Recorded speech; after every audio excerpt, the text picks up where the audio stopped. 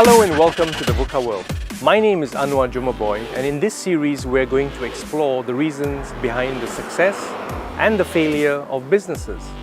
Why is it that some businesses reinvent themselves and go on to be more and more successful, yet others fade away, often not realizing when they lost the game?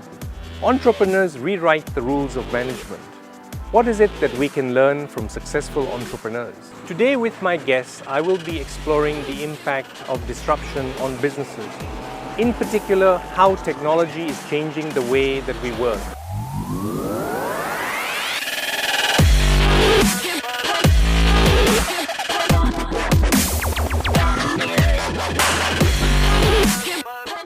I think as far as an entrepreneur is concerned, it's a bad question, it's a dangerous question.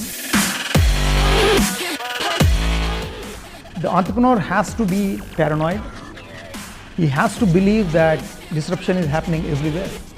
I mean, every time people thought that their industry is not likely to be disrupted, they've been surprised.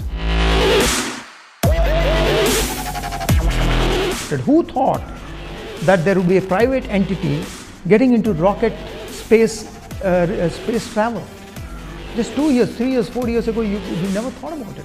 Nobody thought there would be a competition to the taxi industry.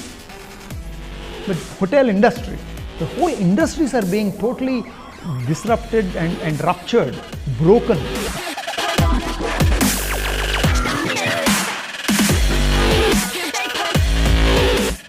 Disruption is impacting old industries like media as well as technology companies. The choice they have is simple: evolve or perish. First you had print and online. Print is in many ways, dying away and becoming a bit of a dinosaur.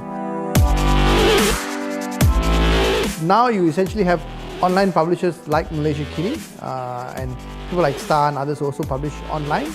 And then you have online content platforms like Facebook.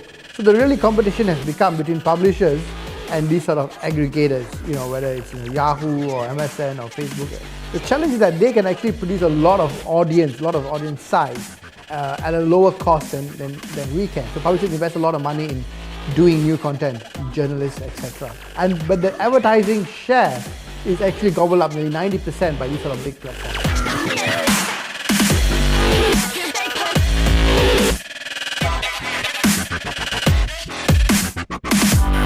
You kind of have to divorce the idea of media companies, which is about making money through advertising and media, and journalism, as a profession. So the question is, who rewards journalism? How do we actually reward journalists to do a very professional job?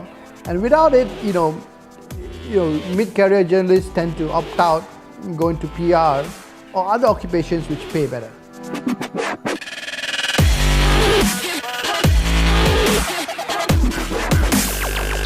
I think we have to evolve with time, and if the user need evolve, the company that provide the need has to evolve.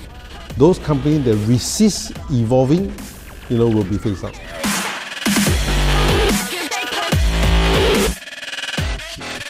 So I would say that the business model has changed, licensing model has changed. In those days when we work, licensing is always outright. It's always based on server. This day, licensing, is based on processor, based on number of call, based on number of connection. So even company like Oracle, Microsoft, Computer Associate that I worked with last time, their business model has to evolve, because if they don't evolve, they cannot grow. So I would say many of them that are still around today are because they evolve, with a new model.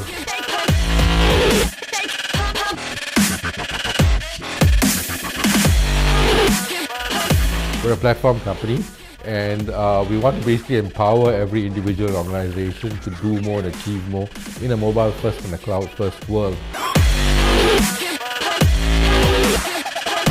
There are many ways of becoming ready for that future.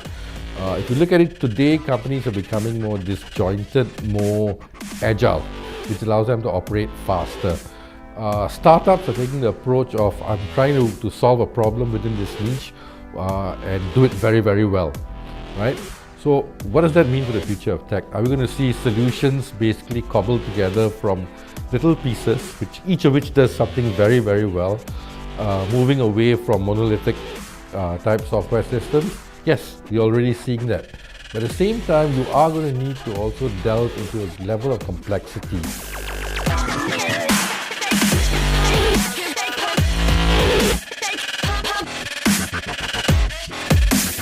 Yes, the business, Microsoft itself as a company, what we do has changed in the 40 odd years we've been in existence. Barely 5 years ago, if you even talked about Microsoft open sourcing components of its technology or Microsoft embracing the open source ecosystem, somebody would have thought you'd be totally mad, right? But 3 years ago, we were the second largest contributor to the code in the Linux kernel. And that's a change that just happened. We've heard that Microsoft has been around for 40 years, but there are several other companies that have been around much, much longer. One of them is Standard Chartered Bank. We were the first bank ever in Malaysia. In fact, we have introduced the banking in Malaysia. But the need of the people has been changed in the passage of time.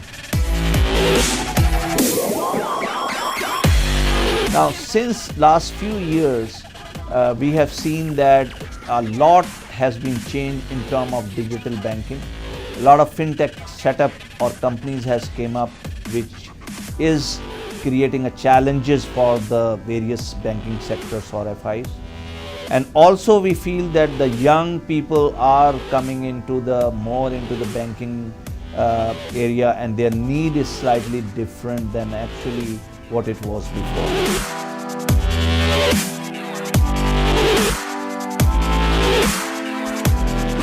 Now, to innovate and both product and services, it is a huge piece for everyone. First, to understand that what is really the customer is looking for. Another is how we can be able to change ourselves. So how the banks do? So one is a very conventional bank. Then conventional bank moved to basically the digitally enabled bank.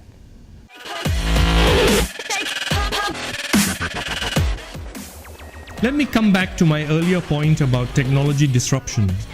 You don't need technology to be disruptive, but technology advances and connectivity have changed our expectations.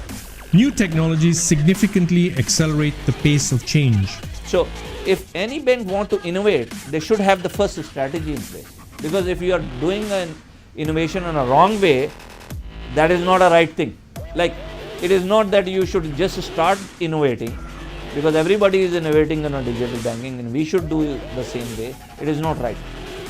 It's all about first to put the strategy. What do we want to be? And it's not a year or 2 year journey.